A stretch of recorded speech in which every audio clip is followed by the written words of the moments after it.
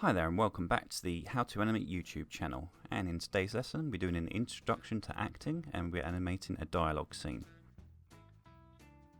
Now this is going to be an advanced class, so it's only really for students that have been practicing for a while and have a good understanding of body mechanics and the principles of animation.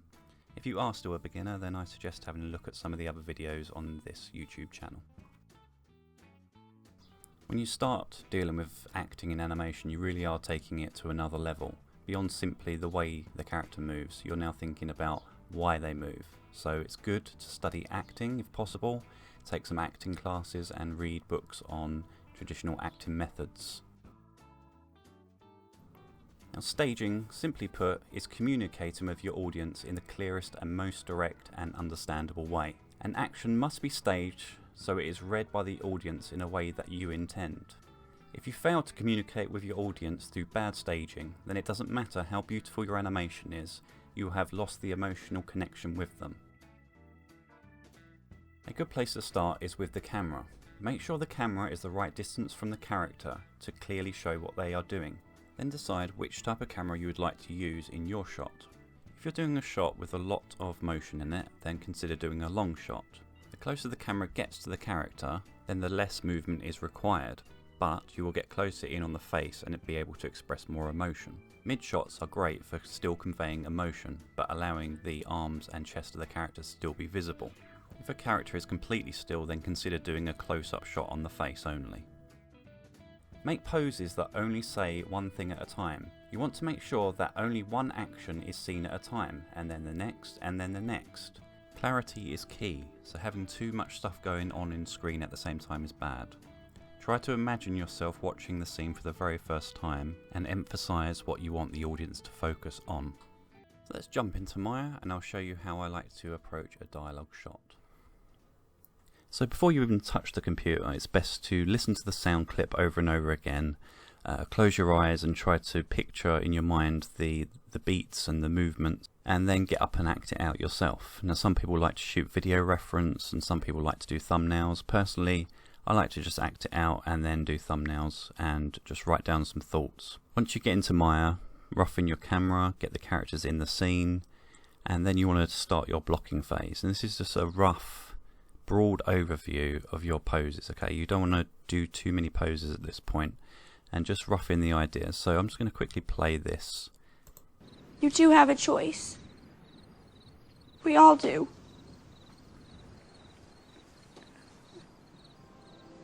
John, I've never asked you to stop. Never asked you to give up or walk away. But I'm asking you now. Please. For me. Don't go. Don't leave me. I need to know this isn't the last time I'm going to see you. I just love you so much.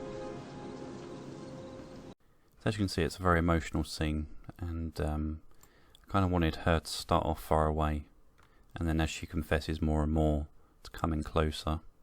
So we start off with a mid shot, and by the end of it, the final pose, this is basically a close shot at this point. This one is just a placeholder at the moment, will be replaced eventually by another character, but I just want to concentrate on her performance at the moment. So for initial blocking, this is fine. So I'll go ahead and show you the next file where I start to break this down further. So this is my final blocking pass before I switch over to automatic keys. I'm just going to play it. You do have a choice. We all do.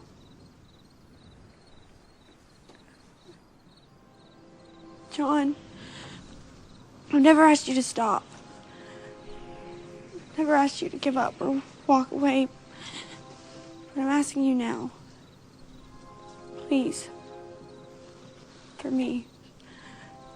Don't go. Don't leave me. I need to know this isn't the last time I'm going to see you. I just love you so much. Okay, so one thing I forgot to say before is you always want to do everything on the body first. Okay, so get the body working, and in this example I've roughed in the face because there's a lot of emotional stuff going on in the face. So to make sure I've got the angles right on the head, I've gone ahead and roughed in some of the facial animation, but definitely not the lip sync at this point. You want to make sure that this reads perfectly well without actually doing the lip sync. So once you feel like you've done as much as you can in the blocking phase, it's time to switch over to spline keys. Maya also has auto keys, which I prefer, just gives a better result. So I'm going to go ahead and switch this over to auto, and I'll show you the result. So this is the result of switching over to auto. I'm going to have to switch off hair and clothes, unfortunately, because the frame rate is suffering quite badly with the recording. So I'm just going to play this now. You do have a choice. We all do.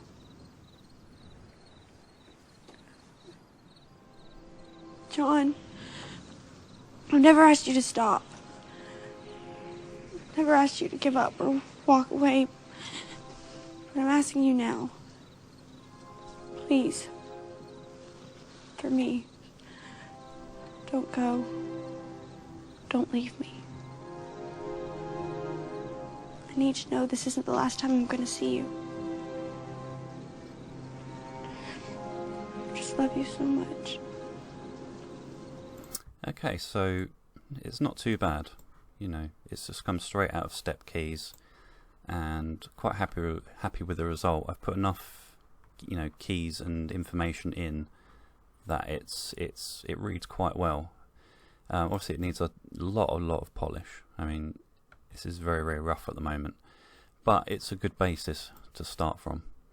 Obviously this is quite a long animation, so what I would like to do from this point is just start splitting it up into sections and do the clean up, add in all the extra details on the head and the body animation, and do the lip sync at the same time, and just work section by section. So just to finish up on this video, I'm just going to take this first section here and do the lip sync and clean it up, and I'm going to take you through step by step how I do that. So we're going to have a look at this section here. You do have a choice. We all do. You do have a choice. We all do. Okay. So the first little detail I'm going to add here, see this eye dart here? It's quite extreme. Going from this position to this position, I would expect there to be a blink in here. So I'm going to use the eye control here just to add a blink. You do have a choice. And I'd kind of like to hold it as a kind of mini anticipation into this bit.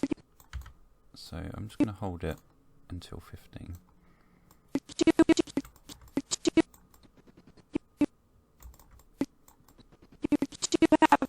So you do have a choice. So if it's held there, it adds just a tiny bit of anticipation to you do have a choice. Okay, and we can take this even further. I'm just going to grab the eyebrows and bring those down as well. You bring them down. Just hold them there. Do. And on the do, have the eyebrows raise up. And then come back down afterwards. Now, you do have a choice. You do have a choice. So that just adds a bit more life to that. You do have a choice. Okay, I'm just going to rough in the jawbone. So with lip sync, you want to always start with the jawbone and just have an up and down action like so. So you get this right first of all, and then you start shaping the mouth around it. Okay, so what you do is you just scrub along and listen to the audio track. And it does help, especially if you're new to this, if you get a mirror and just mouth it out to the mirror and see what your mouth is doing. So you U.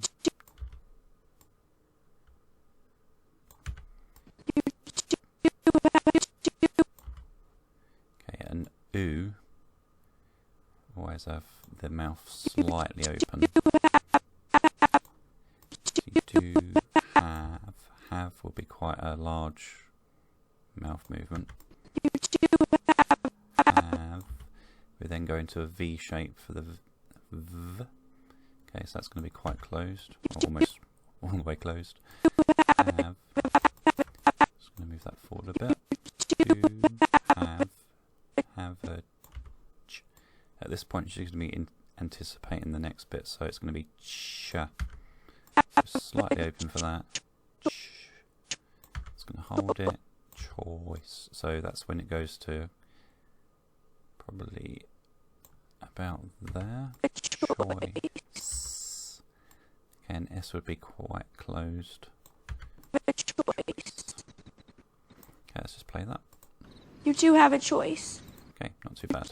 What you want to make sure with the jawbone is you don't want to overdo it, okay? Because otherwise, if you sort of key in every single frame up and down trying to hit every single beat, you end up with like a motor mouth that's going too quick. You just want to hit the main ups and downs of, you know, the jawbone.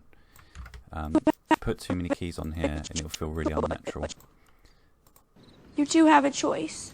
So I'm just going to go in and put the side of the mouth in. So what controls the E and the O's basically.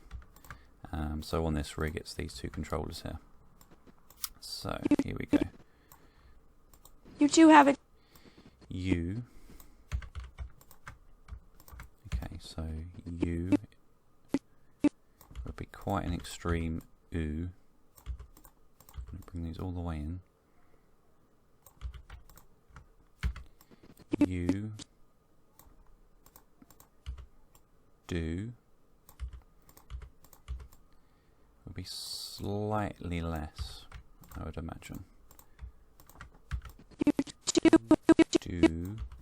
So as he hits the oo, that's going to be another extreme on the O. So you do, you, slightly out for this bit, do, have.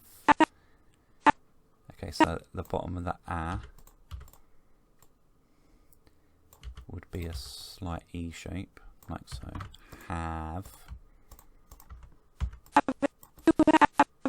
Okay, this will be a V shape. I'm going to leave this for a moment because it's going to rely on different controls. Have a ch. So again, make the, as you're doing it, although it feels very, very weird, you need to be mouthing it and sort of seeing what your mouth is doing. That's the easiest way to do it. And have a choice. Ch. Okay, so a ch shape would be slightly open, I would imagine.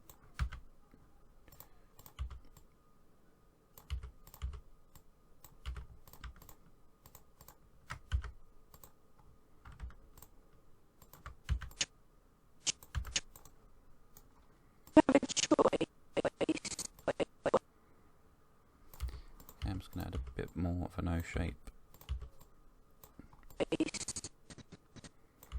Okay, and then the S slightly up, I would imagine, and a bit more out into the E shape.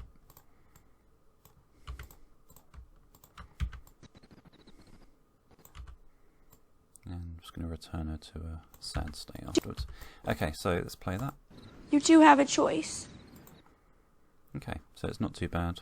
So I'm going to end that video here, and in the next video I'm going to continue cleaning up section by section and explaining the best I can what I'm doing. So I hope you enjoyed this video, and I'll see you in the next one.